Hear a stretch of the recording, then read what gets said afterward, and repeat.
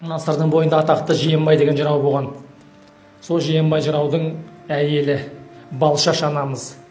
Мына Жиенбай жырау деген атақты кісі жырау ғой, елді аралайды жаңағы. Ер адам 40 қадам аттағаннан кейін ол түздің адамы екен, ол халықтың адамы екен. Содан үйіне келатқан кезде, ой, жиекем келатыр, жиекем, ой, шырағым ала ғой, ой, жиекем келатыр, бізге де бір үлесі бар шығар, ау шырағым ана үйірді ала ғой, ана отарды ала ғой деп бағанағы салып берген малды таратып бітеді екен ғой. Сөйтіп үйіне ешқандай малсыз келеді екен. Содан бір күні қырдың мырзалары Бұқараға кіре айдат дейді. Кіре деген мал ғой кәдімгі, отар. Сөйтіп сырдың бойынан өтіп бара жатқан кезде қырдың мырзалары айтты, ей, ана Жиенбай бізге келген сайын мыңғыратып мал сап береміз. Азаматты үйінде көр деген, қонаққа барайық деп жаңа 10 шақты мырзалар, байдың балалары, байлар не бір бағландар Жиенбай үйіне барады ғой. Жиенбайдың ауылы қайсы? Анау тұрған ауыл. Ой, ассалаумағалейкум, Жиенбайдың ауылы осы ма? Иә, осы. Жиекем қайда, жиекем? Анау қырдың етегіндегі үй, сол жиекемнің үйі. Содан барса жиекемнің үйі жоқ. Бұлар ойлайды ғой жаңа 6 қанат ақ орда, 24 қанат ақ ордада отыр деп. Барса жергепе дейді жаңағы. Порық дейміз ғой бізде, подвал. Жерді қазып төбесін көмген, сөйтіп топырақпен жауып, қарын терезе дейді. Қойдың қарынын керіп, содан 2-3 терезе жасап қойған екен. Бағанағы мырзалардың біреусі айтты, ой, атасынан ет. 300-ге мәлім Жиенбайдың тірідей көмген ба деп айтты дейді жаңағы. Атақты Жиенбай ғой, дүркіреп тұр. Содан жаңағы бір кезде Жиенбай үйінде дейді, бәрі кіріп ат, ассалаумағалейкум, оғалейкум, ой шырағым, мынау кім, ой шырағым төрлет. Жергепенің төрінде Жиенбай отыр, бағана мырзалар кіріп жатыр, ау ассалаумағалейкум, ой қай бала, ой пәленші, ой шырағын аман ба, ой анау жақсы ма, айналайын, малжан аман ба, бәрі сұрасып үйге кіріп жатыр дейді. Бір кезде қараса Балшаш анамыз әйелі жоқ.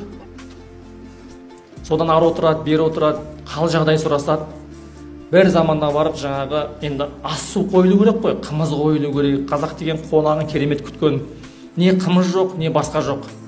Содан бір қу ары қарап, бері қарап, мына жата тұрған бір кебежедегі суды ортаға қойып, тарс еткізіп ортаға қойды да, сапырып жіберіп, жиекемнің үйінен ішкен қара судың өзі бізге балғаймақтай ғой, жаңағы қымыздай ғой деп құйып жатырған кезде Жиенбай жыраудың маңайынан теріп бұрқ ете қалды дейді ғой.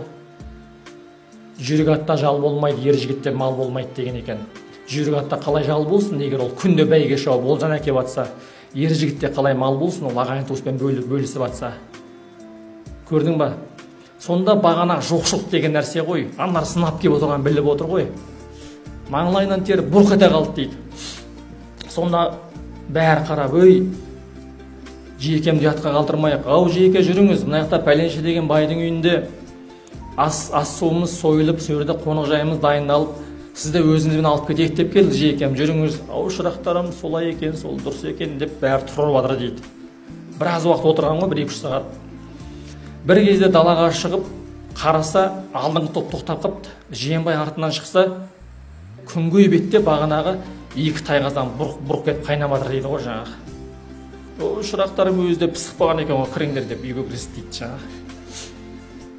Бір кезде бұл қайдан болды? Қайдан пайда? Үйден адам шыққан жоқ.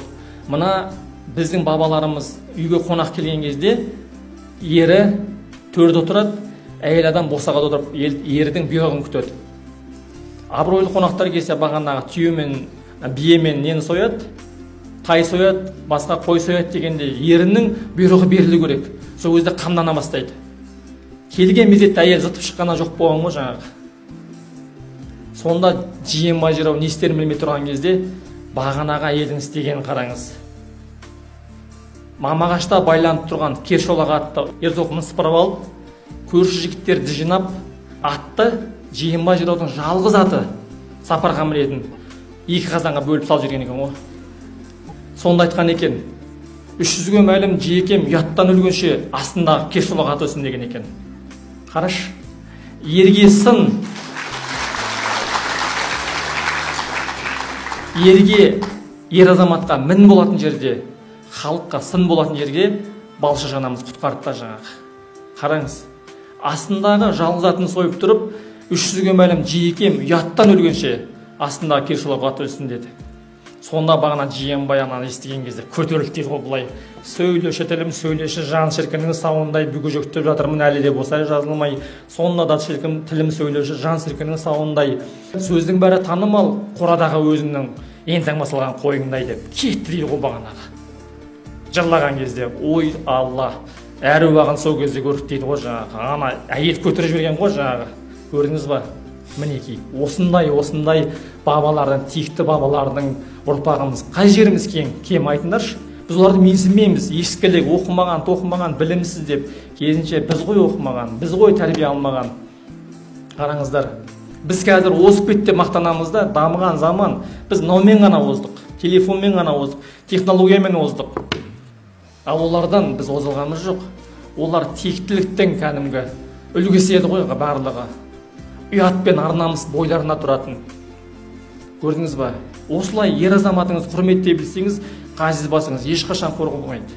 Ер азаматыңыз осылай құрметтей білетін болсаңыз, сіз әлемдегі ең ардақты әйел боласыз. Алланың алдында да, ағайын туыстың алдында да, қоғамның алдында да абыройыңыз болады.